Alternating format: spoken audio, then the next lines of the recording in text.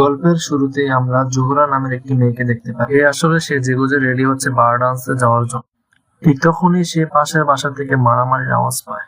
প্রথমবার সেই আওয়াজকে গুরুত্ব না দিলেও পরের বার সে সেম আওয়াজ আবার শুনতে পায়। জানালা খুলে সে দেখতে পেল পাশের বাসাতে একজন খুন হয়েছে। খুনিটি দেখতে পেল সে যাকে হত্যা করেছে সেম মেয়েটি অপর বিল্ডিং এর আরেকটি জানালার পাশে দাঁড়িয়ে আছে। তা দেখে মেয়েটি দ্রুত দৌড়ে পালিয়ে গেল। খুনিটিও মেয়েটিকে ধরার জন্য তার পিছন পিছন ধাওয়া করলো। মেয়েটি ট্যাক্সি করে ততক্ষণে সেখান থেকে পালিয়ে গেল। মেয়েটি তখন সাহায্যের জন্য তার বন্ধু ভ্লাদিমিরকে কল করল। ভ্লাদিমির আসলে তার বস। জোহরার আসাতে দেরি হওয়াতে ভ্লাদিমির অনেক রাগ দেখালো।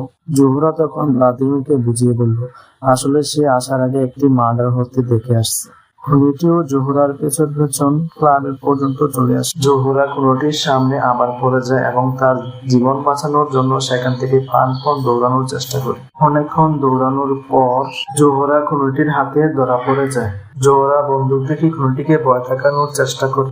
একটু পরে আমরা কাহিনীর পুরো উল্টো একটি টুইস্ট পাই। গল্পের প্রথমে আমরা দেখেছিলাম যে ছেলেটি মেয়েটিকে খুন করেছিল, কিন্তু এই গল্পের পুরো উল্টো হয়।